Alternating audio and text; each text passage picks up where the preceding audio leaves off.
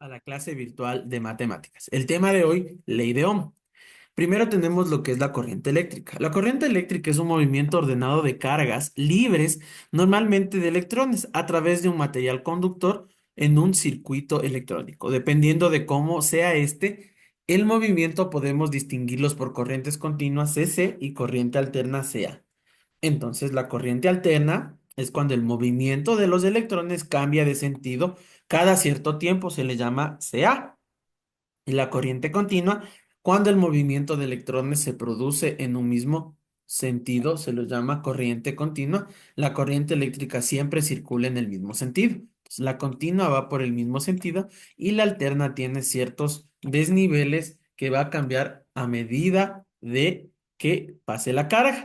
A continuación tenemos las magnitudes eléctricas. En la mayoría de los apartados electrónicos, hay inscritos que nos dan información sobre las magnitudes eléctricas y que son las características de los aparatos. Eso nos permite conocer si el aparato se puede conectar a una determinada instalación eléctrica y si las características de esa corriente eléctrica son las adecuadas para el correcto funcionamiento de este. Primero tenemos la intensidad de corriente, que es la cantidad de carga eléctrica que atraviesa la sección de un conductor en un segundo y se mide en amperios y su simbología es la A.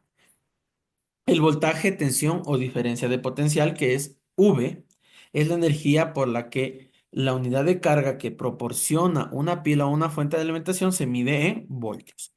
Y la resistencia, que es la abreviatura R, es la que indica la oposición que presentan los conductores al paso de corriente eléctrica, llamada también carga. Esta se mide en ohmios y su simbología es como la de una herradura. Aquí tenemos la marca que va atrás de una refrigeradora y podemos ver el voltaje y los amperios. Aquí está 380 volts y que el amperio es de 9 amperios. Entonces, todo esto nos da la información que nos da para que nosotros sepamos muy claramente si nuestros productos sí pueden ir conectados directamente a ciertas fuentes de energía. La ley de Ohm. La ley de Ohm es la corriente que atraviesa un circuito y es directamente proporcional al voltaje o tensión del mismo e inversamente proporcional a la resistencia que representa o que se presenta. Tenemos aquí los triángulos igual de la vida que en el MRU, pero ahora con voltaje, intensidad y resistencia. El voltaje es igual a la intensidad por la resistencia. La intensidad es igual al voltaje sobre la resistencia y la resistencia es igual al voltaje sobre la intensidad, donde I es la intensidad de corriente que está en unidades de amperios. Voltaje es con las unidades de volts y la resistencia que la unidades de herradura que es en ohmios. Ahora tenemos nuestro primer ejercicio que dice lo siguiente.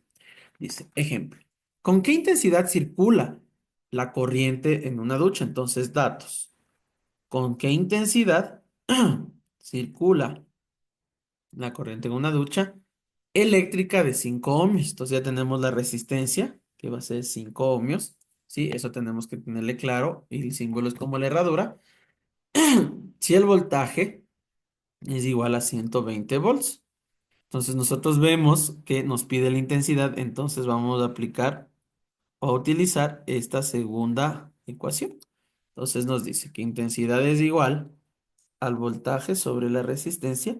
No ponemos unidades porque ya sabemos que la intensidad en amperios. Entonces sería 120 sobre 5. La intensidad de corriente va a ser igual a 24 amperes o amperios.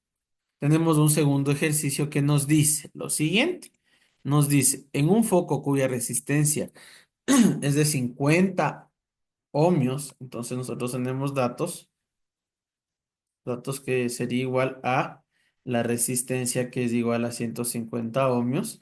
Si le dice a usted que circula una intensidad de corriente de 0,8 amperios. Entonces, intensidad de corriente es igual a 0,8 amperios. Cuando está encendido, vamos a determinar el voltaje, ¿sí? El voltaje aplicado en la resistencia del foco. Entonces ahora es U. Entonces aquí ya tenemos que nuestra primera ecuación cumple con esa situación.